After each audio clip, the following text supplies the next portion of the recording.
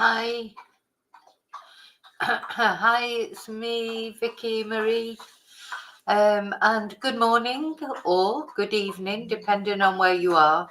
So I decided to do this Samantha Murphy update as a live because I know that they'll still, if you're in Australia, the people, I've picked up quite a lot of subscribers now in Australia, obviously because of this case being pertinent to them. So I think it's evening there, late evening, I think. Very late evening, probably. Here in Spain, it's morning. It's 6 minutes past 9, which means if you're watching from the UK, it'll be 6 minutes past 8. So then some people are watching from America. Hi, Kelly. Hi, Rio. So people watching from all over. So sometimes it's difficult to find a time, that is okay for everyone, but most importantly me, because sometimes when I do late night lives, late night in Spain, I'm not at my best sometimes when I'm tired, if I haven't managed to have a nap. So anyway, so I thought I'd do a morning live, and there are some updates in the search for Samantha. You could say not really updates in the sense that she still hasn't been found yet. Now, come on, we need to find this woman, where, whatever the circumstances, her family cannot keep going through this, especially her children.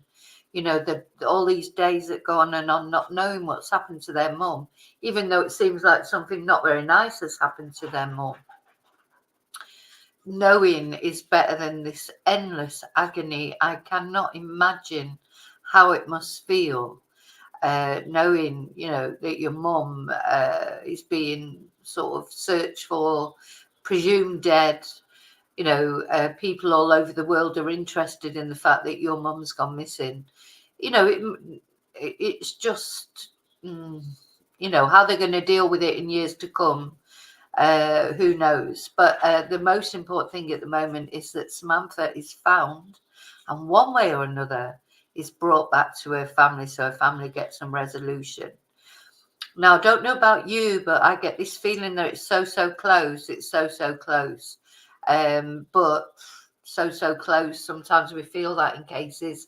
I felt it before with cases. And then, nothing's happened, and still nothing's happened a year later. And you feel like surely something must be, going to happen, and it doesn't. So I'm hoping that won't be the case here. So now I'll just say hello to her again. I'm just having a look at because Kelly's in Melbourne. So it's 7 p.m. Oh, so it's not that late, Kelly.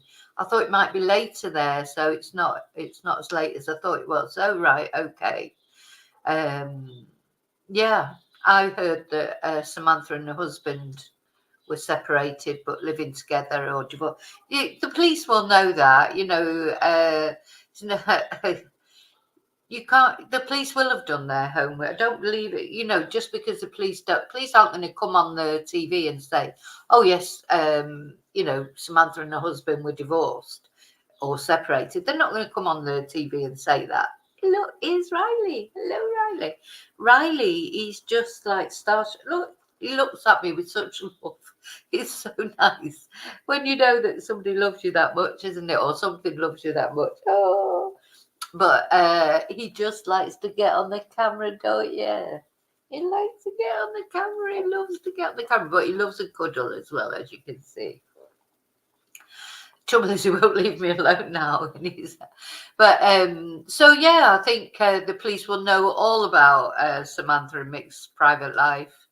And I'm still on the fence as far as Mick's concerned. We don't know that he's involved. They said he was not a suspect yet, didn't they? They said he was not a suspect yet. They didn't give any information away about that. So we don't know. We still don't know. And even if there was some bad blood between them, doesn't mean necessarily they'd actually go out and kill her. But I believe they've issued multiple search warrants. Now, this is why I think it's coming to a head, definitely, because although they did not find Samantha in that search that they made of Mount Clear, nothing was found as far as we know, nothing that they've said to us. They finished that search that they pinpointed, didn't they, where they were going to search. I thought maybe they might have found her there. But now they're saying that they think she may have been taken out of the area by car. Gosh, poor Samantha, what she went through. Anyway, you know, as I say, they're presuming that she is no longer alive, and I hope whatever she went through, she didn't suffer too much. But they need to find her. They need to, that will be their urgent, you know, because until they actually find her body, it's difficult, isn't it, to make any charges. But even when they do find her body, I think that will be an instant arrest of someone. Who knows? I don't know. Yeah. So let's just have a look. So somebody sent me a news article. So I want to say as well, sorry, I should start off with my thanks, and that I always forget. Thank you for being subscribed. Thank you for watching. Thank you for those that are participating in the chat. Some of you are watching at home. Thank you. Thank you to anyone who subscribed to my channel. If you're not subscribed yet, please consider it because it's free. And please, if you want to see more videos, more updates on cases like Samantha's or other cases that I cover, please press the notification bell, which means you'll get notification of all new videos. And most importantly, please like the video because that really helps me out. And I also want to say special thanks, as always, to my members, anyone who sent me a Ko-fi, anyone who sent me a super, or supported my channel in any way, sent me an email, sent me people send me cases that they think I'll find interesting, or they send me articles that are pertinent to the cases that I'm covering that I might not have seen. So thank you for all that, all your participation in my channel. And hi, Susan. Yes, no, that's what I put in the title. This is the other thing that I think is important to consider. It just sort of occurred to me, and I think other people are querying it as well on the Facebook pages. Were the bushfires start?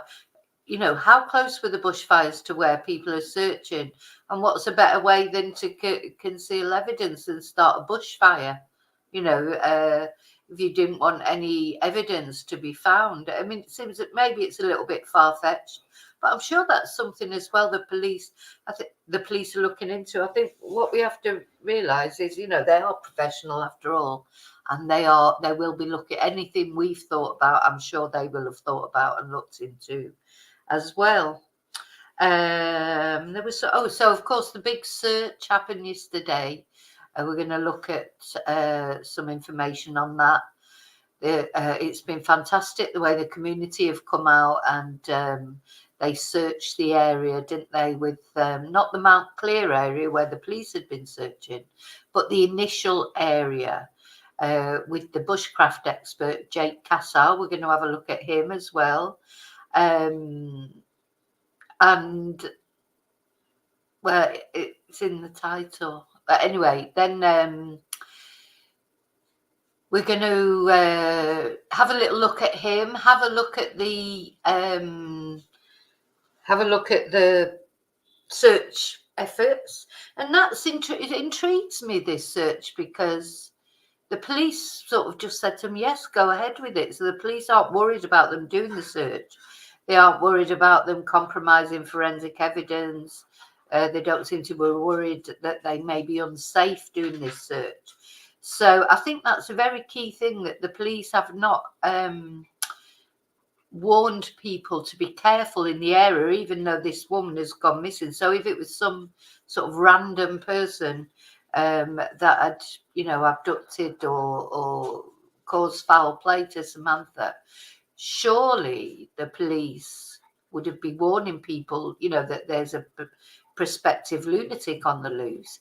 But that hasn't been the case. So it makes you feel that whatever has happened to Samantha, maybe she has been targeted for whatever reason. But we don't know that. We don't know that. We don't know, as I say, until her body is found, and until you know, that someone is arrested, which I really do feel, because of those search warrants. If they're searching people's properties, they must have some idea of something, and sooner or later they're going to find something, aren't they?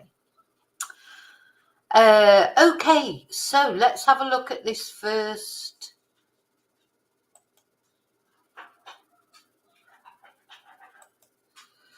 Let's have a look at this first article that somebody sent me.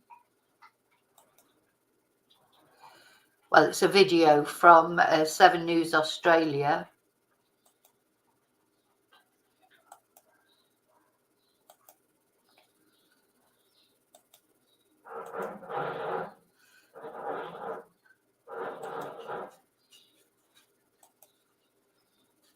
Samantha Murphy believed there could be more than one person involved.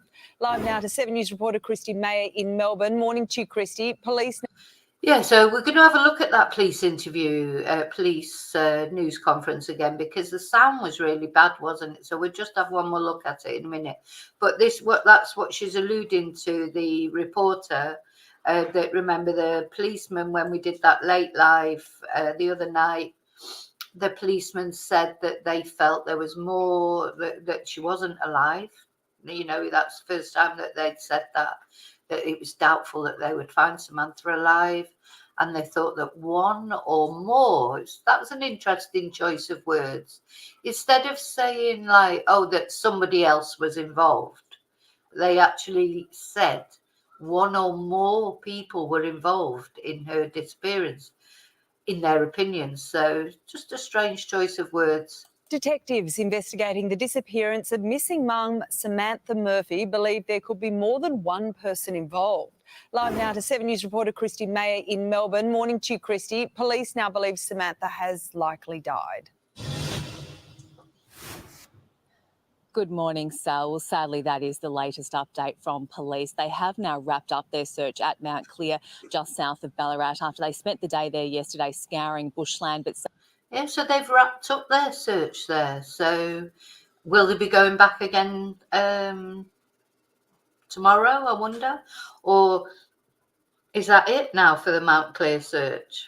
They didn't find anything helpful to their investigation into the disappearance of Ballarat mum Samantha Murphy. Detectives have now revealed they think it's very unlikely the Ballarat mum is still alive. They believe one or more people may be involved in her disappearance, and we understand they have now executed multiple search warrants.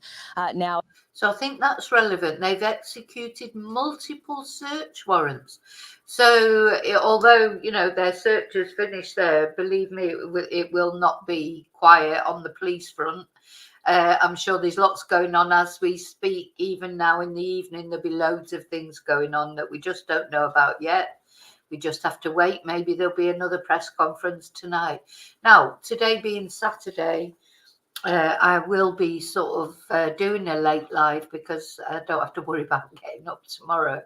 So that's what I'm planning on doing tonight, Saturday night. Here, I will be doing a late live. I'm not sure exactly what time yet, but maybe even sort of 11 o'clock Spanish time, which is 10 o'clock UK time. God knows what time. You know, I'm not very good with the old time zones, so I'm not sure what time that will be in Australia or in America or other countries that people watch me from. But yeah, I'm going to do a late live here, definitely. So I'll make sure I get sleep later on and then do a late live just in case, because you just feel like something's going to break any minute. I was waiting last night, was half sort of thinking last night, will I end up doing a late live tonight? But it didn't transpire. So I didn't come on and do a live last night. Thought I'll save it till this morning. Maybe there'll be some developments. So tonight, I'm definitely doing a live, see what transpires as the day goes on, because there's always something to talk about. There's some things I want to talk about in the Rachel Marin case as well.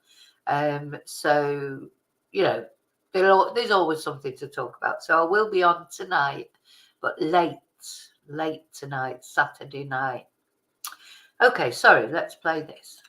Our new phone data led them back to Mount Clear yesterday, but Samantha's phone and her Apple Watch still have not been found. And we understand that police are now investigating the possibility that Samantha's body may have been moved from that area by car. Yeah, so they understand that her body may have been moved from that area by car. It's intriguing, isn't it? It's such a mystery, because makes you wonder if she was hidden in that area for a while, and then when they were able to, they moved her from there to somewhere else. That's a possibility, isn't it?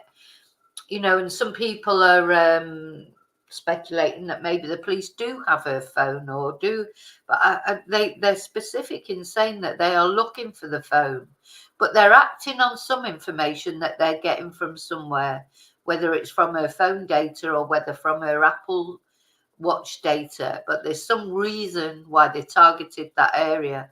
Maybe she was in that area for a while. Maybe she was taken to that area while the other area was being searched. And then as soon as somebody could, they've taken her away from there somewhere completely different. I mean, this is a difficult case, a massive area in general that they're going to search. But sooner or later, they will come up with something, or they will find, sooner or later, they will find Samantha. And when they find Samantha, that's when everything will happen. Detectives are currently going through around 500 tip-offs from the public and around 12,000 hours of CCTV. Today marks 20 days since the Ballarat mum vanished, seemingly without a trace while out on her morning run. But Ballarat locals are certainly not giving up hope. They've organised another community search party setting out this morning at 10 o'clock. Sal. All right, thank you very much. Christy Mayer reporting there. Detectives No, investigating 20 the days. disappearance of... 20 days it's been, you know, since this was since the last photo of her on CCTV. Let's just have a look at this news item. 20 days. Gosh. So that family have been suffering for 20 days. Yeah, Kelly, you're right. It could be somebody else's phone data that they're checking. That they've seen somebody's movement, somebody that they suspect. Because they said they had various suspects, that nobody was ruled out. That's basically what they've said. You know, the husband's not a suspect yet, they said. You know, so I don't think they weren't willing to talk about any particular suspect that they had. But they've obviously got some information. And yeah, as you say, it could be somebody else's phone data that they have that showed them in that area, wondering why were they in that area. Anyway, so I just want to read you this article from The Guardian. Search parties intrigue and a piece of Australian bushland hiding a secret. What happened to Samantha Murphy?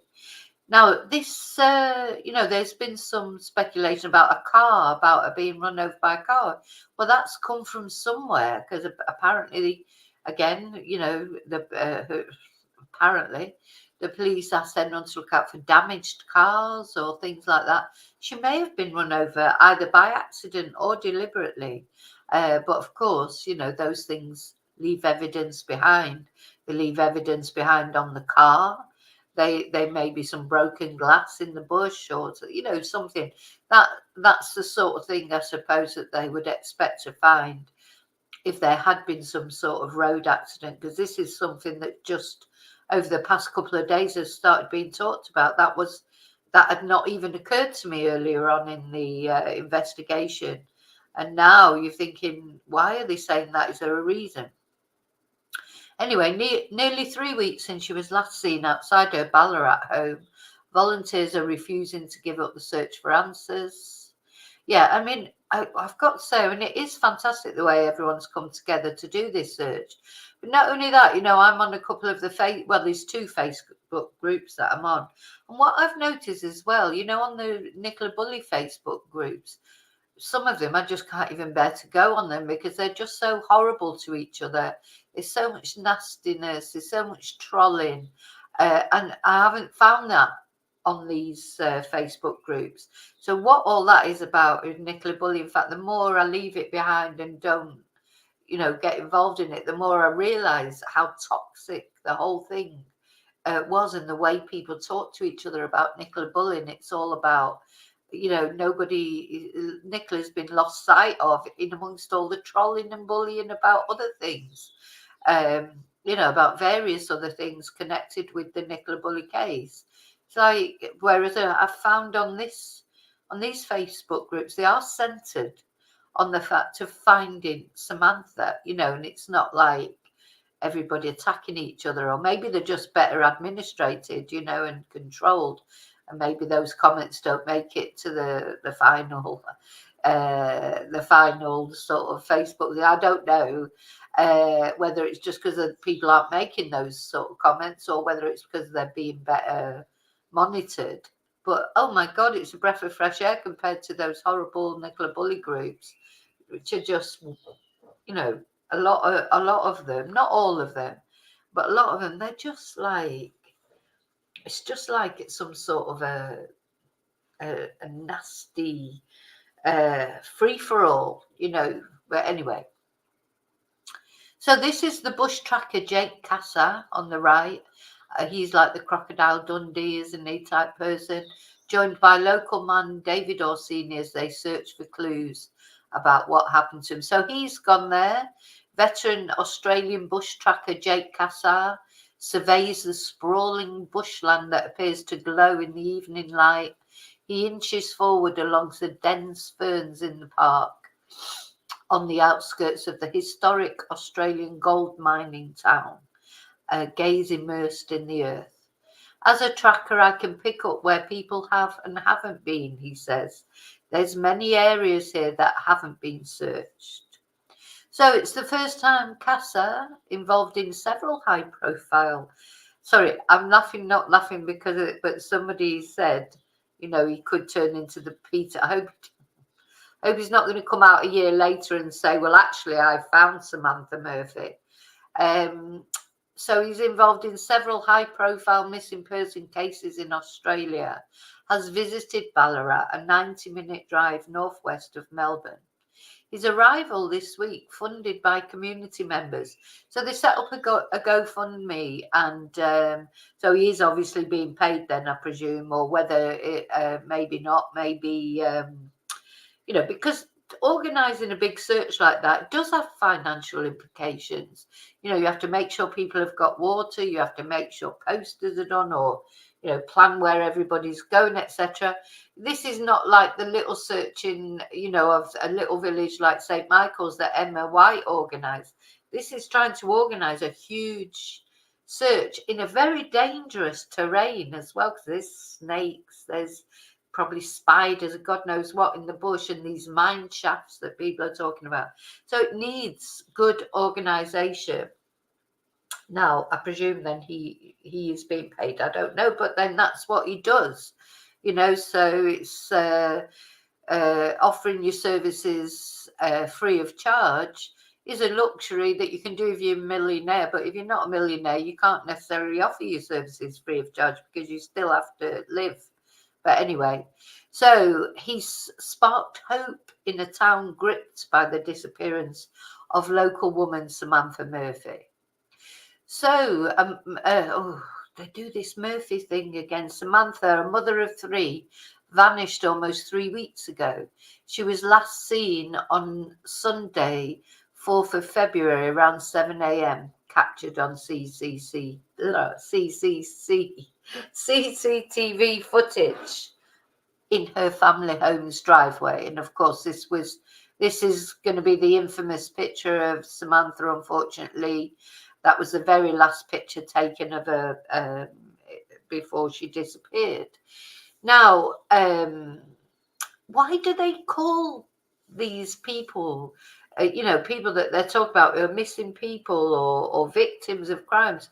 Why do they refer to them with their surname? It drives me absolutely mad. It just seems really disrespectful, to call her Murphy. Her name is Samantha. For God's sake, mainstream media, have some respect. Anyway, that morning, while the town was tipped to swelter through a 36 degrees day, Samantha, not Murphy, 51 and a keen runner, had told friends she planned to run in the nearby Wuwukarung Regional Park, known by locals as the Canadian Forest. She has not been seen since. So although her case is among 40,000 missing person reports each year in Australia, oh my God, 40,000 people going missing in Australia every year. Now, probably a lot of them turn up very quickly. But her particular case, I think it's the mystery of it. You know, they do call it like white women sort of syndrome, don't they? Because she's a white woman, blonde, you know, is that why middle class? Is that why she's been given attention, whereas so many other people don't get given attention? And I think there will be part of that. But I think also, I think it's the whole mystery of it. And, you know, it just, these things sort of snowball, don't they? And when they're like, you know, people take interest in cases that sort of they can find a relevance with, you know, and so many people can find a relevance, I think, no matter what colour you are or what class you are or whatever you are. I think we can all find a relevance in a mother going out, a mother of three children, just going out for a run like people do every day, go out for a run, go out for a walk, whatever, and disappearing. So I think that's part of it too. But there probably is something in this sort of missing white women syndrome thing. You know, it does seem to make a difference as to how much attention. But then, of course, I suppose you've got to think if, you know, it's just, if she was an ethnic minority, if she was an Aboriginal woman, for example, or would this disappearance have attracted the same attention? Maybe not, but I think it would if it was the same circumstances. I think it would if it was somebody getting up in the morning, going for their run as normal. It depends on the circumstances, doesn't it, of someone going missing? But, you know, I know that that's a complaint that a lot of sort of ethnic minorities make, that not as much attention is given to missing people of ethnic minorities. Maybe that's true. Needs a bit of an investigation. But anyway, a week after she disappeared, the Prime Minister, Anthony Albanese, so he gets his full name mentioned, said his thoughts were with her family as he acknowledged it was a difficult time. And amid the groundswell of community support for her family and national fascination, Samantha's case has also seen psychics, armchair detectives, and online sleuths create and fuel theories about how the Ballarat woman vanished. Well, actually, no, you're the one, Adeshola Ore. You can't even be bothered saying her first name. And, you know, on armchair detectives, etc., they have a bit more respect from that. They call her by her name, Samantha. If I called you Ore instead of Adeshola, how would that feel? Makes me so angry, these bloody mainstream media, sniffy, you know, as if they're perfect. And it's them that, she's doing the article on it. You know. Anyway, the search for answers. Just days after Cassar arrived in Ballarat, police announced what was described in frenzied media reporting. Yes, you're the media, Ore, you're the media. As a breakthrough, they suspect one or more parties were involved in her disappearance and they had new information about her movements. So they now say it is, look, here she's saying it again, police have released images of Murphy. God, Ore, shut up. Victoria police say it's very doubtful she is still alive amid a new targeted ground search at a specific location on the outskirts of town, driven by mobile phone data that they're not keen to elaborate on. And I think it's right, probably, Kelly, what you said, that I think that mobile phone data may well not be her mobile phone data. They're tracking someone's phone. They've got an idea who's done this. They've got an idea. It's just a question of finding the body, and then they got the proof, haven't they? So they believe Samantha left her house on foot and headed to Wuwukurung, where she ran before making her way to the Mount Clear area. So yeah, now making her way to the Mount Clear area, but did she go there off her own volition? Because it's a bit off the track for where she would normally run, but that's, for some reason, they feel that she did go there. About 7 kilometres south of her family's property, where they launched a new search on Friday. And remember, they had wound back the initial ground search. They'd wound that back just the week before. So anyway, so acting Detective Superintendent Mark Hatt says that when the area, while the area had been previously extensively searched, they are looking for small items that may have been missed and intricate details of what occurred on the 4th of February. We're absolutely looking for a phone. We haven't found that yet. We're looking for a body. So they're also investigating the possibility that Samantha was removed from the local area. So many question marks. Until Friday, police released little information since her family sounded the alarm when Samantha did not attend a planned brunch. Then they talk about the image. So amid all the speculation, mystery and developments, Ballarat locals have combed through the bushland, walking the network of gravel road and walking tracks in the hopes of finding any clues. So I suppose it's still possible that there may be some clues in if she did run through the main area. I mean, where did whatever incident happened, whether she was run over, abducted, whatever happened to, remove her from the trail, there may be some little clues left behind, and maybe Jake and this big search party will find something. So a group of volunteers have banded together, creating the social media group Ground Crew to connect people eager to help search for her. The group is behind a large-scale community search on Saturday that plans to scour through designated bushland areas near the Murphys' home. So that's today, and that will have taken place today. We've got quite a picture there of a local volunteer standing in the dense bushland of the park. So, in the group are friends of the Murphys and locals who remember spotting her on her regular walks through the bushland. She said hello to everybody. Everybody in the area knew her, says Ballarat resident Matthew Kingsley, who has searched for Samantha. That's him. Who has searched for Samantha over several days. He says Ballarat has maintained a small town feel despite being Victoria's third largest city. There you go, because they certainly gave us the impression in the beginning it's nice that people, locals to the area and people who live in Australia have given me more information about what the area is like, because obviously I don't know the area. But definitely in the beginning, you did get that feeling it was like this little town sort of out in the sticks somewhere.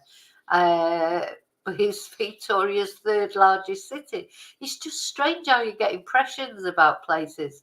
Where I'd say with St. Michael's, it's the opposite. You got the impression it was a bigger place, because when you went there, you realised it's just tiny. That the whole scene was tiny, so it was much easier to search, than this place. I mean, God, this is a nightmare. Would be a nightmare to search. Everyone seems to know everyone here. People are always trying to help each other. I want to help my community find her. And Ballarat woman Tori Baxter, organiser of the Ground Crew group, says she's driven to find answers for Murphy's children despite not knowing her personally. And remember when Samantha's eldest daughter Jess issued a teary plea saying, "We need you at home with us." There you go. There's that's what they're searching. Oh my God. Okay, so I'm good. I think that's. Let's see. Well, I don't think there's anything much. I'll just go on to say what. So this is Jake Cassar discussing a plan of action with the volunteers.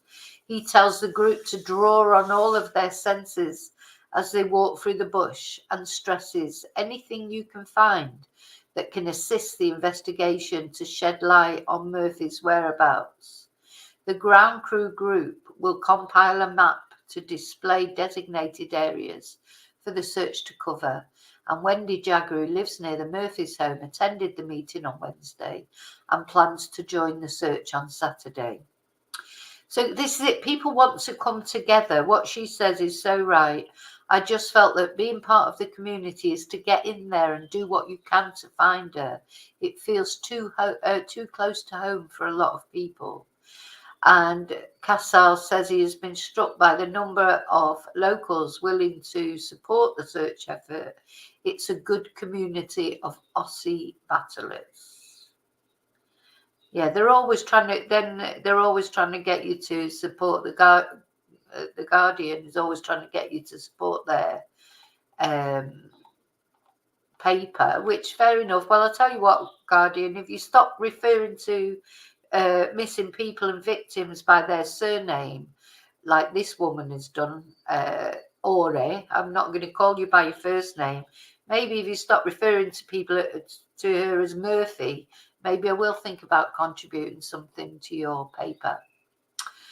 Okay, so that's one article I wanted to read out to you. Oh, I've turned the wrong thing off. Hi, Carla.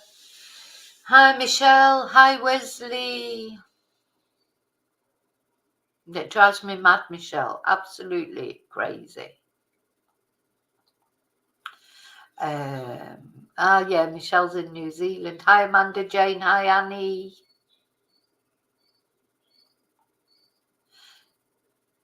Yeah, the earbuds, Susan. That's something that, and also, I suppose, you know, if you're wearing earbuds, you don't hear cars coming up behind you or whatever. I never even thought there would be cars on the trail. But yeah, you wouldn't, or motorbike, of course. Now, something that then, as I was just talking, let me put something else up, get rid of this Guardian. So we're going to look at a few things. Something that occurred to me, because, you know, I did mention there was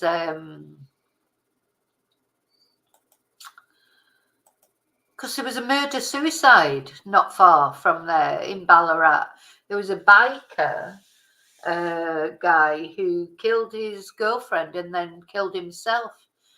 It makes you wonder, do you think that might be connected, or, you know, did he have a guilty conscience? Nothing's beyond the realms of possibility, is it? Because it was strange. It happened shortly after Sam went missing. I wonder if I've got an article somewhere. Let's have a look.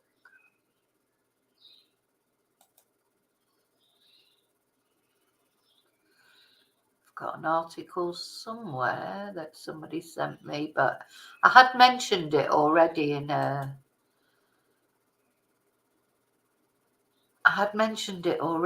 video, and then somebody sent me out an article.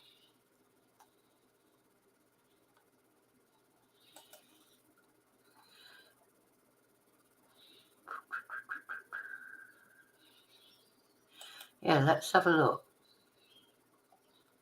So this was something that happened close by. Let's have a look. A Ballarat mother of 5 has been murdered by her partner in a case that's shocked the community. The killer, who had... A Ballarat mother of 5 has been murdered by her partner in a case that's shocked the community. The killer, who had bikie gang connections, then took his own life. The whole crime unfolding while 2 of the woman's children were at home. Ian Butler called himself sheriff. In reality, he was a killer. Last night, he attacked and killed his partner, Rebecca Young. It's believed that he stabbed her to death at her home at Sebastopol on the southern fringe of Ballarat. The 55-year-old then took his own life. So this is in Sebastopol, which is near Ballarat, and I'm not saying it's connected, but I'm just saying it's something that happened shortly afterwards, another tragedy in the area, and it just makes you wonder, because you never know if these things are connected or not. 4 other people were at the house, including 2 of Rebecca Young's teenage sons.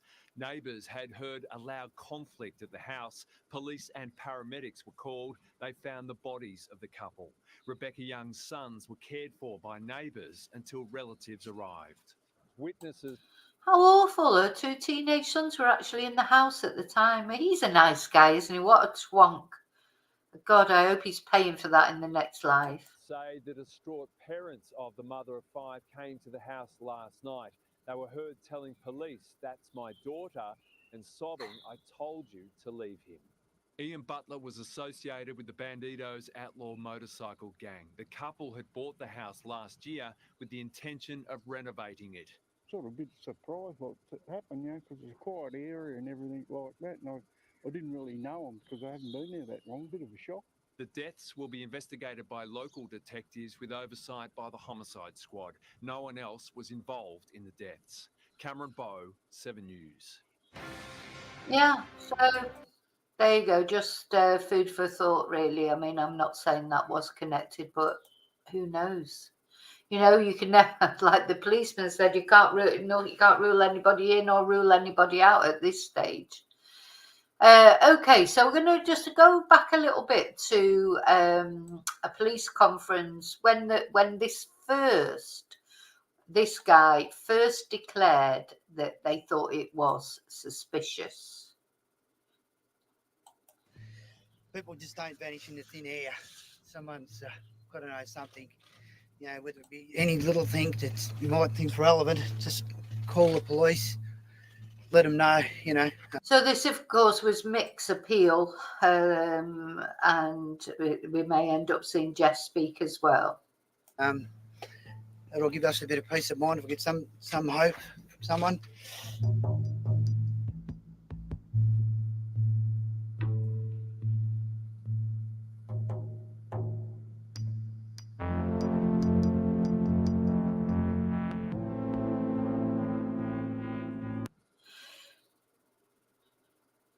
Now, this was the big thing, wasn't it? That the police, sorry, not the police, but the mainstream media made a big thing of Mick smiling when he came out of the police station.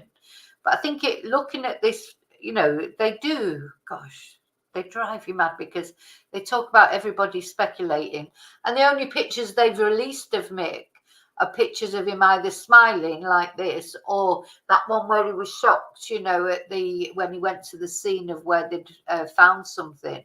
So they're doing their best to fan the flames of suspicion against Mick. And maybe Mick is guilty. I don't know if he is or not, but we don't know until the police say something. But the mainstream media has tried really hard to make it look as if he's got something to hide. So they took this video of him coming out the police station. Now, let's just have a look. See, he's smiling because that guy has probably said to him, "I hope you're okay, mate," or, let's hope something. And he smiled, which is inappropriate. But then sometimes you get caught off guard, don't you? If someone says something to you, maybe it's just an unconscious gesture. People do inappropriate things. I've watched quite a few crime things, where they've had people talking that people thought were guilty at the time, but because of their manner, some people have unfortunate manners, and they just, like I'm laughing now nervously. Sometimes we laugh with nerves. And they showed people who'd been suspected of killing their loved ones because of their affect when they gave the press conferences. but turned out to be completely innocent. And then they showed pictures of people who were guilty, but looked like the most, genuine people that you can imagine, really good actors, crying on camera and really. So, you don't know. And, body, all these people that do language analysis, body analysis and that, it's interesting, and there are points, but it's not a science. You can't take someone to court on that. You can't stand up in court and say, well, yes, he's definitely guilty because he opened his eyes too wide, or he put his hands in there, or he smiled when he shouldn't have done. So it's not a science. It's opinion, really, at the end of the day, in my opinion. And I find it interesting, don't get me wrong, body language analysis is very interesting. Personally, I think when I'm talking to someone, you just tell when someone's lying. I just get a feeling. But it's difficult with someone like Mick because I don't know Mick, so I don't know what he's normally like. That's the other thing. When you do these body language analysis, really, you need to have a yardstick, if you like. You have to see what these people are like in normal circumstances. They might always act like that, smile inappropriately, say the wrong thing, struggle to get their words out. That might be their normal affect. So I think to do a proper body language analysis, which even then wouldn't be conclusive, you would have to have some knowledge of what that person was like in different circumstances, so you could compare if they were acting differently. With your loved ones, especially with your kids and things like that, when they're lying. You just know, just the things they say, the way they say, it's the same with your husband or partner. They say it and you look at them and you think, because that's not normally what they would say or the way that they would act. So there's something wrong. But it's very difficult when you're trying to do it with someone that you don't even know from Adam, you've never met before. So how do you know? What's your yardstick? How can you judge?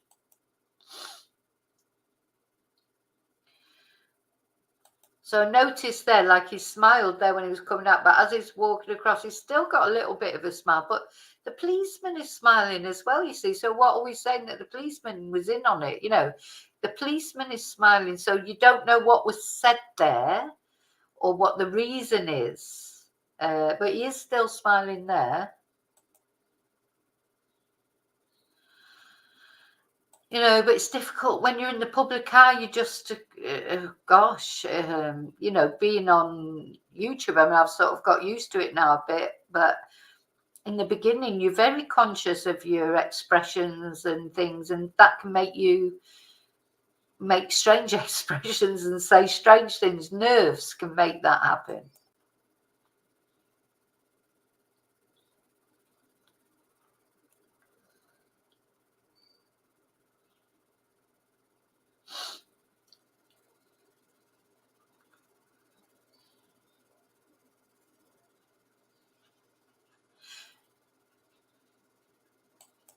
Right, so we're going to look at Shane speak in a moment. So it was him who just over a week ago first said that it was suspicious. Before that, they'd been adamant, the police, that they had no reason to suspect anything suspicious. So we're just going to look at him now when he said that. Whether that means there's foul play involved or not, that means there's foul play involved or not, I don't know. The concern is obviously that means there's foul play involved or not, I don't know. The concern is obviously there, given that we've really got no leads. We don't have any new developments. Certainly unusual when we haven't been able to locate any trace of her or any other evidence within that period of time. And then suddenly, and then it all went quiet, didn't it, for a long time? And then suddenly the other night, the other police guy came out and started saying quite a lot. So we went from him saying basically all he said was that they thought it was suspicious, but they didn't have any evidence. Then we had a 2-week silence, a practical 2-week silence.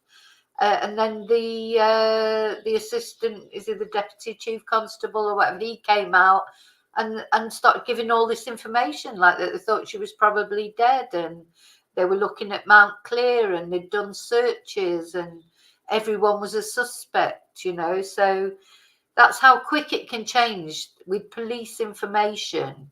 You know, it can just change just like that.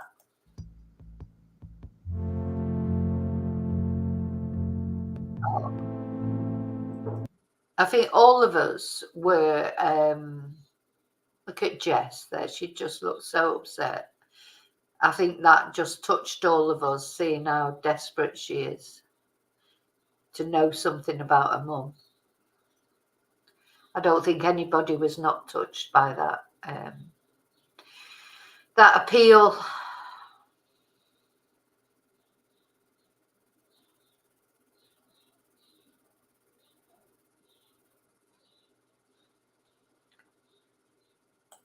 And to tell you off for giving us so much stress. I love you. Now, I did feel that, so hang on, I'll just go back to show that again. When Mick was giving his appeal, if you like, you know, one day we will look at that. I haven't done any, I haven't, you know, looked at it as far as a body language analysis is concerned, because I think that suggests that I'm thinking that he's guilty, and I don't want to say anything about that until the police do. But if it ever comes to a time that it turns out that Mick did have something to do with it, we will look at it, but not now. But I think it was definitely clear. One thing that was clear to me is that Mick got very upset himself when Jess was speaking, which I think, whereas when he was actually speaking himself, he's probably, the thing is, you try and hold it together, don't you?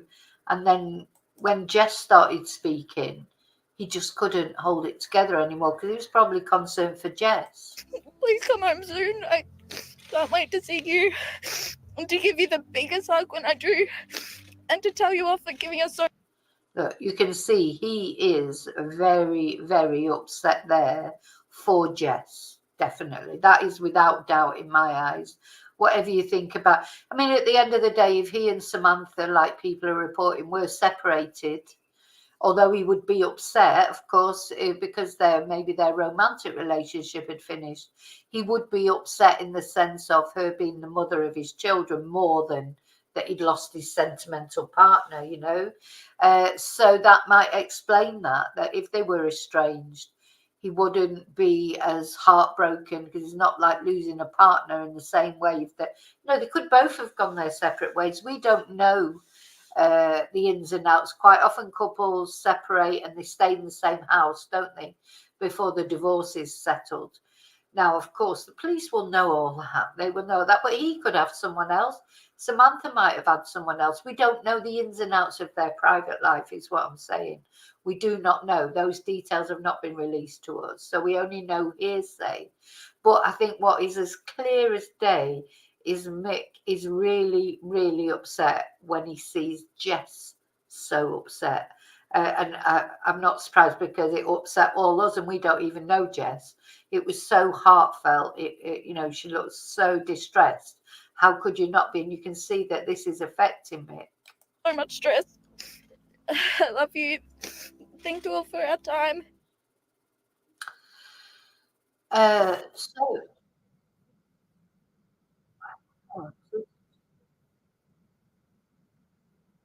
We just watched this. Oh no, we can't. I've turned it off. I've turned it off. So anyway, now I want to show you, because you know we did the live the other night. Yeah, we did the live the other night, and we watched the police news conference where he said that he thought that there was some hijack, that he thought that there was some criminal involvement. But the sound was really bad, wasn't it? And there were all those crows in the background making loads of noise. So it was difficult to hear. But anyway, let's have a little look at that again, I think. Maybe we can hear it a bit better this time.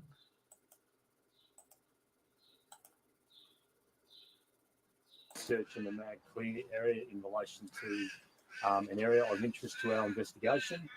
I can confirm that we have identified that Samantha did leave home on the morning of the 4th of February 2024 at just after 7 a.m.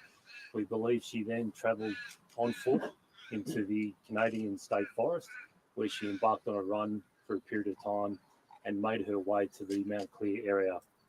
Today, that search being undertaken in the Mount Clear area will involve staff from our missing persons squad, other investigators, and other specialist searching resources within Victoria Police.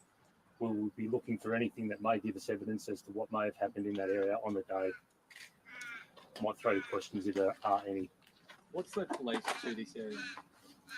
Sorry, to do that. What's led police to this area today? So the intelligence we've received from our phone data has led police to this area in Mount Clear. Is that data something that you've only just uncovered? We've been working through our phone data since missing persons took on the investigation, which was the day after Samantha was reported missing. And how big is the area you'll be searching today? That I can't say. It's a fairly small area in the bigger scheme of things. The area that Samantha's investigation into the disappearance of Samantha Murphy. Okay. I can confirm that the missing persons squad. I think I found a better sound one with a better sound. So I'm going to play that one instead, hopefully. Let's see, it's whirring, but it seemed to have a better sound.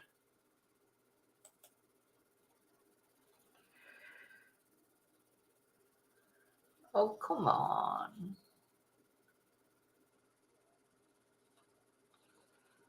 Wonder why it's whirring. No, it won't play. How annoying. Right, let's go back to the other one.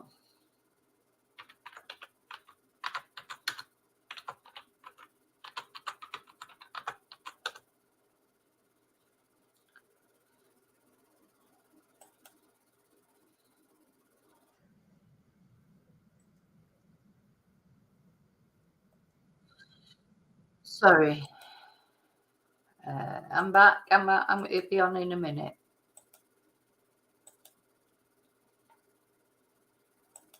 I can confirm that the missing persons squad, again, in relation to the intelligence received from the phone data, would indicate that she was on foot at the time. How many people will be searching on the ground today? Because, how many people will be searching? We've got approximately 20 to 30 people searching today. But again, I just want to clarify that any intelligence leading us to conduct further searches will be undertaken on a regular basis if that intelligence points us in that direction. What conditions are the searchers facing today? It's pretty extensive bushland.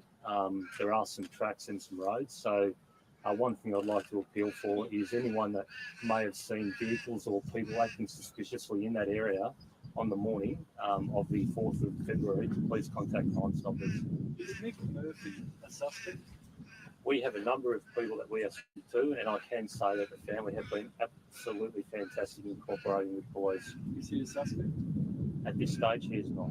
Has anyone else in the family? Yeah, he was very careful to say that the family had been absolutely fantastic in cooperating with everything. And when he was asked specifically, I mean, the reporters, and that is their job, asked several times, is he a suspect? And he said, at this point, he is not, or he is not yet, or that's something on those lines. Been identified as a suspect? We're looking into a number of people from information that we have received, and all I can say is that our avenues are taking us down certain directions, and we're following everything. Are those everyone in relation to Samantha is a person of interest. In our investigation, we are speaking to everyone that was in her life. Those teams that we've identified, are they also? Yeah, everyone is a person of interest, and that led to loads of clickbait articles from the mainstream media saying Samantha's husband is a person of interest. And then when you went into the article, because I woke up that following morning, it was all over all the mainstream media. Oh, you know, Samantha's husband is a person of interest. They talk about social media, talk about clickbait. Of course, because I remember waking up and thinking, oh, God, he's a person of it. I thought he'd been arrested or something. No, they just say, oh, he's a person of interest, along with everybody else, according to this guy. also in her family? As I said, our investigation involves speaking to everyone in Samantha's life. So that would include family, friends, and work colleagues, and everyone. Do you have anyone that you would class as a suspect? At this stage, I can't comment on the specifics of our investigation. And again, we are looking into absolutely everything we possibly can to find out what happened to Samantha. The police have said that one or more parties are likely to be involved in her disappearance. What led you to that rationale? So part of our missing persons investigations is eliminating what may or may not have happened. So on the particular day, we have ruled out that she suffered any sort of medical episode, and we have no information to suggest that she left the area of her own accord. So we then start looking at other possible scenarios which may have led her to be missing. Was anybody home when she left for that run? Yes, there were people home.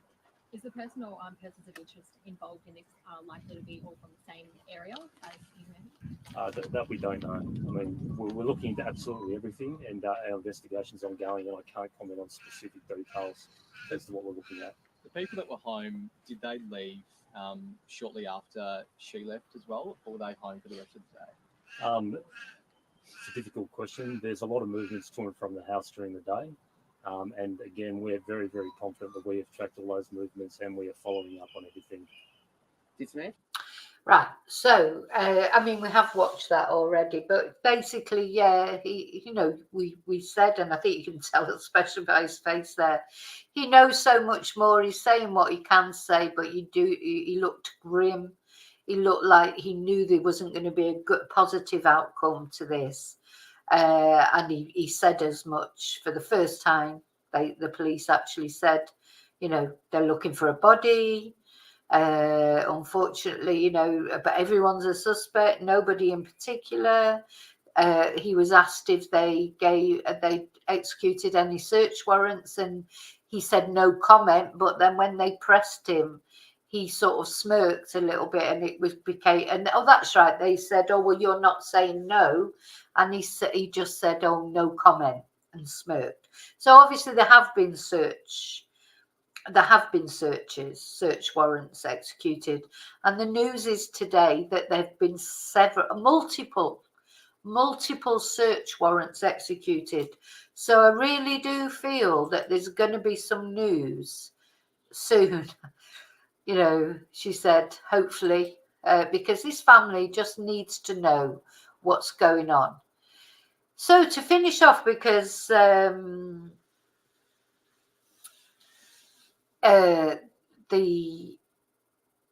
want to just look at the search things, because it is brilliant the way the communities come together, I think.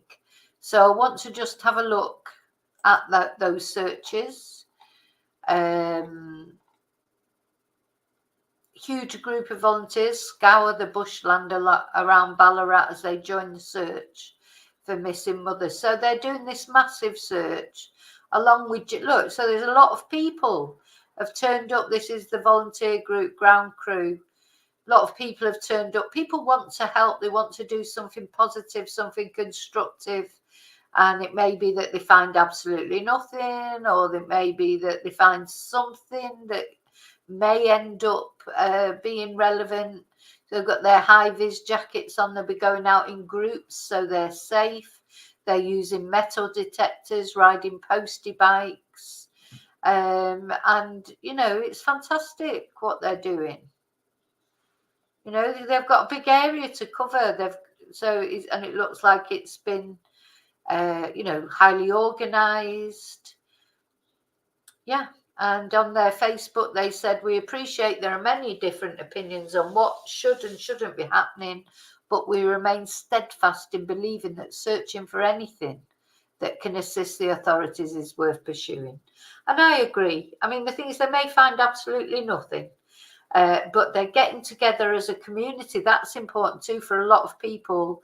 When there's a tragedy, people like to come together, don't they? A lot of people do. Everybody's different. Some people don't, but some people, they like to come together, like they like to go to church and feel part of something. That's why people do vigils and things like that, because when if you're like outraged at her disappearing, you want to be with like-minded people so that you all feel that you can comfort each other in the way that you feel. So, you know, I do think it's brilliant whether they find anything or not.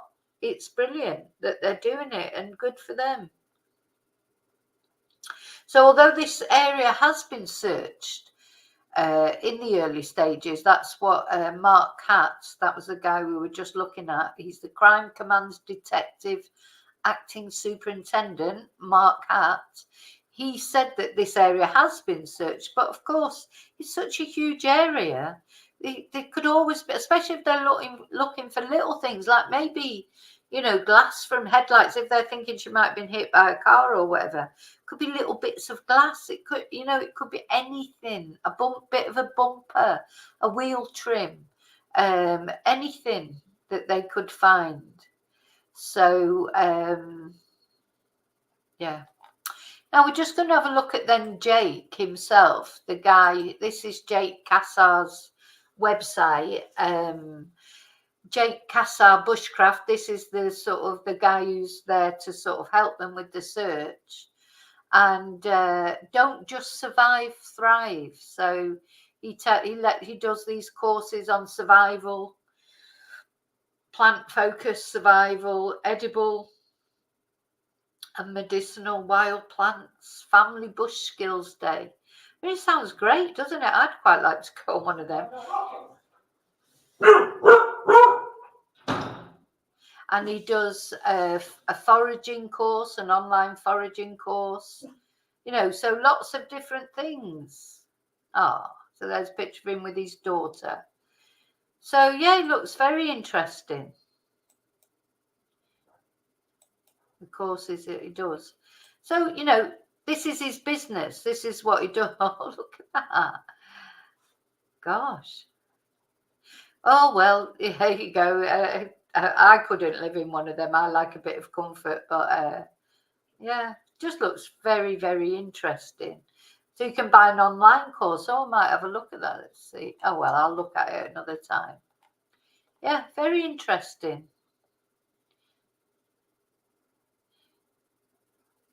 It's got some videos here. Let's have a look.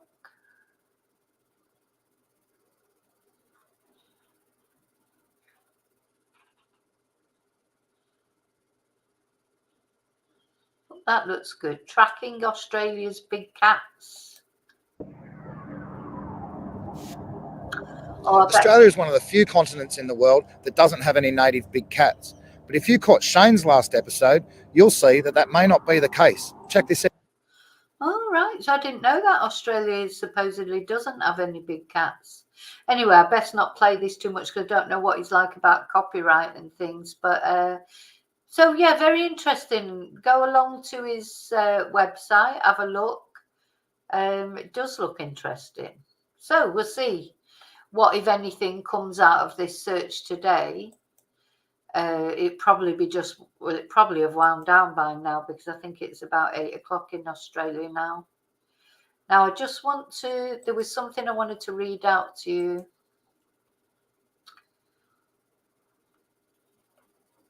Oh, look, so this is good. So this is from the Facebook page. Someone has said, "You make me so proud to be Australian," which is brilliant.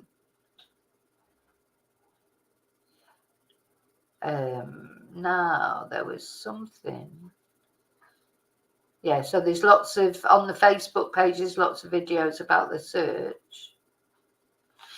There was something I wanted to read out.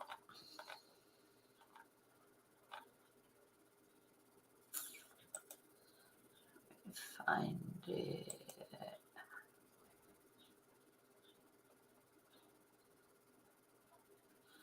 Where's it gone now? Oh, it must be on the ground crew thing. There was a statement put on from ground crew.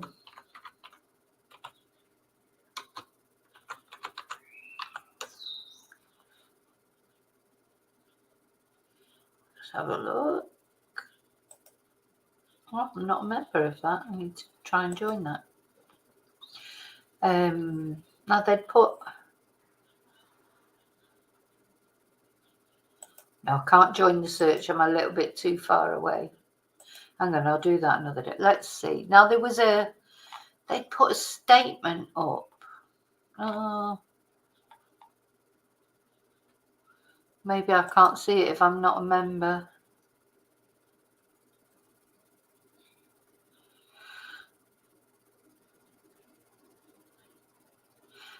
Sorry, I'm just. This is the Ballarat Community notice board. Anyway, this was the search, but they'd put a statement up about what had happened in the search, but I can't seem to find it now. But I thought it was just in one of the normal groups, not in their specific one.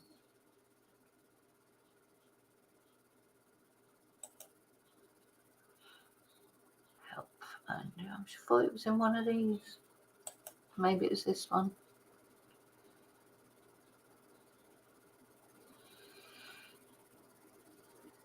Sorry. No, can never find. If I turned it off, I closed it down by mistake. I had it prepared, and now I can't find it again, which is pretty typical. But it was something that was right on the front page of something. Anyway.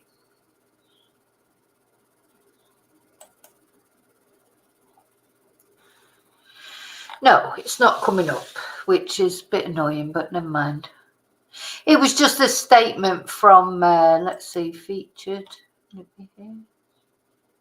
Oh, it might be there on the other one. Sorry. No.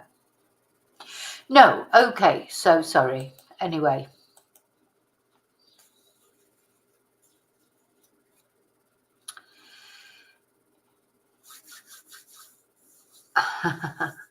I would definitely, Jackie, would not ever eat a wild mushroom or a berry either, because I wouldn't trust myself. Maybe if I was with someone like Jake and he told me what I could eat or what I couldn't, but I just wouldn't be any good. Anyway, so that's basically, I think, what we can say. That there is a little bit of an update today is that the police have closed down the search of the Mount Clear area. So whatever they were looking for there, they have not found. Having said that, they have said that they have issued multiple search warrants. Multiple. According to this, the 7 News article, video that we watched. So if that can be believed as being true, if they've issued multiple search warrants, that means they definitely think they know who has done whatever has happened to Samantha. Just now a case of proving it, I suppose. But I think they definitely, yeah. Her beef Wellington. We're going to have beef Wellington for lunch today. Oh my God. You wouldn't, yeah, beef Wellington made from foraged mushrooms. You won't be having that, would you? I still haven't had a beef Wellington, actually, since I did that video about the beef Wellington, the poisoning case. So it's not that I actually fancy a beef Wellington, it's the puff pastry. I do like puff pastry. So, but I still haven't, I haven't indulged yet, but. Okay, so let's hope that by the time you see me tonight, I will be, as I say, doing a live tonight, which will be late in, for me, and then sort of early morning in Australia. And just, I'm hoping that there might be some, the police might say something in the morning. There might be some developments. We just keep hanging on. I know whenever the development happens, finally, it'll catch me out probably. And I'll end up having to get up in the middle of the night and do a live. I've done that before. With other cases, with the Rachel Marine case, because when I'm covering cases that are in different countries, sometimes they don't do their press. The police don't do their press conferences to suit when I'm up and out of bed. They just do them when they feel like them. Unfortunately, they don't ask me first when's a good time for me. But I will see you then. Oh, Claire, good morning. I'm just finishing now, Claire. So, but listen, everyone have a really good day now, but I'm on tonight, but late tonight. So remember to live and love wisely, carefully. If you do any foraging, just be careful with those mushrooms and berries. Let's hope that some developments, I know they're not going to be positive developments, but just Samantha needs to be brought home to her family. And so, you know, those children just need to know what's happened to their mum, even though it doesn't look like it's very positive. They need to know, don't they? So yeah, take care, everyone. Have a great Saturday or Sunday, whatever day it is for you. And remember to live and love wisely and carefully. And I will see you, as always, in the next video. And until then, may your God go with you. And please remember to like. Thank you. Bye.